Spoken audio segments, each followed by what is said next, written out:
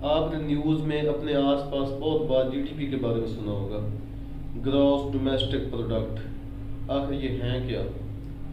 Gross मतलब total, domestic मतलब पाकिस्तान की बाउंड्री के अंदर, और प्रोडक्ट जो में आते हैं सेल्स एंड सर्विसेज जो एक साल के अंदर प्रोड्यूस हुए हैं। देखिए, पैसे आप दो ही तरीके से कमा सकते हैं। या तो आप कुछ प्रोड्यूस करके, जैसे कुछ लोग कार प्रोड्यूस करते हैं, कुछ बोतल, टॉयज और मोबाइल वगैरह, या फिर आप सर्विसेज दीजिए, जैसा कि डॉक्टर, वकील वगैरह ये लोग सर्विसेज दे रहे हैं। और कुछ लोग कंपनी में काम करके सर्विसेज दे रहे हैं, या फिर कर लें एक नाई है जो बाल काट कर सर्विसेज दे रहा है। इन सारे गुड्स एंड सर्विसेज की जो वैल्यू होती है, वैल्यू मतलब 100 रुपए के आपने बाल काटे, ये उसकी वैल्यू होगी।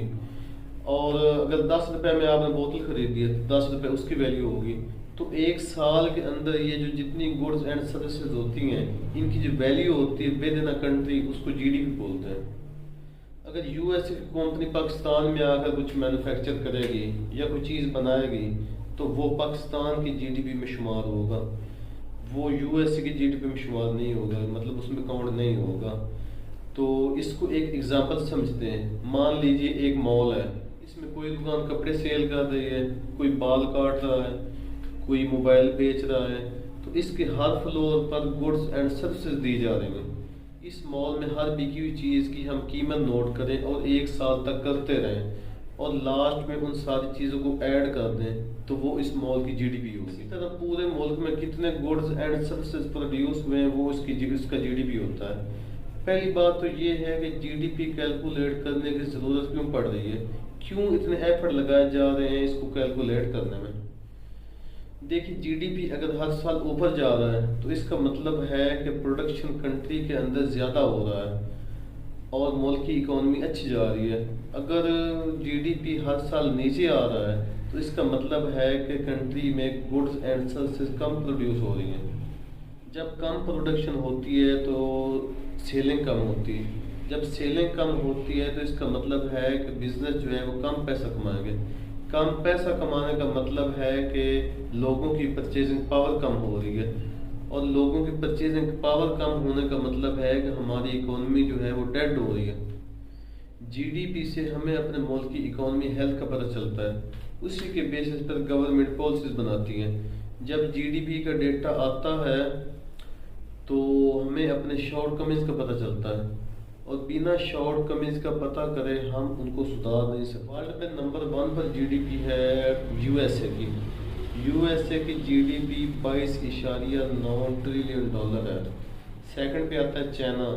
चाइना की 18 ट्रिलियन डॉलर है, और इंडिया की 2.6 ट्रिलियन डॉलर, जबकि पाकिस्तान की 340.64 बिलियन डॉलर है। और ये चेंज भी होती रहती है।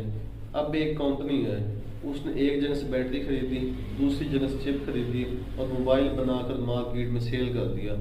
तो अब जो उसने बैटरी खरीदी है उसकी प्राइस जीडीपी में ऐड होगी कि नहीं? इसका प्राइस ऐड होगा तो जो फाइनल मोबाइल बेचा जाएगा उसका प्राइस ऐड होगा कि नहीं होगा? अगर उसका प्राइस भी ऐड होगा जीडीपी में, तो इसमें हमारी बैटरी का प्राइस जो है वो 2 बार ऐड हो रहा है जीडीपी में। तो इससे हमारे जो जीडीपी कैलकुलेट करने का प्रोसेस है वो गलत हो जाएगा। एग्जांपल से आपको समझाता हूँ। मान लीजिए मुझे ऑमलेट खाना है, मैं मार्केट से अंडा खरीदता हूँ, और उस अंडे का प्राइस जो है वो जीडीपी में ऐड होगा। तो वहीं अगर मेरी जगह को बेकरी वाला जाता है, वो जाकर अंडा खरीदता है, तो उसका प्राइस जीडीपी में ऐड नहीं होगा, बल्कि वो जो फाइनल प्रोडक्ट है, फिनिश प्रोडक्ट है केक, तो उस केक का प्राइस जो है वो जीडीपी में ऐड होगा। इसी तरह हर प्रोडक्ट का हिसाब होता है। इन सारी चीज़ों का हिसाब जो है वो कंट्रोल स्टैटिस्टिकल ऑफिस रखता है कि कौन सी चीज़ बिजनेस ओनर खरीद रहा है और कौन सी चीज़ कंज्यूमर। इसमें वो प्रोडक्ट काउंट होती हैं जो प्रोड्यूस होकर बिके हैं। मिसाल के तौर पर अगर मैं कोई लकड़ी की चीज़ बनाता हूँ तो अपने घर में रख लेता हूँ, तो वो काउंट नहीं होगी। सेल्स एंड सर्विसेज के साथ साथ इन्वेस्टमेंट भी काउंट होती है। जीडीपी 2 ही तरीकों से बढ़ता है।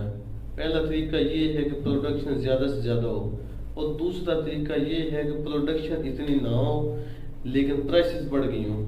तो इसमें जो पहला केस है उसको हम कहते हैं रियल जीडीपी, और दूसरा जो केस है जिसमें प्राइसेस बढ़ने के साथ जीडीपी बढ़ी है, उसको हम कहते हैं नॉमिनल जीडीपी।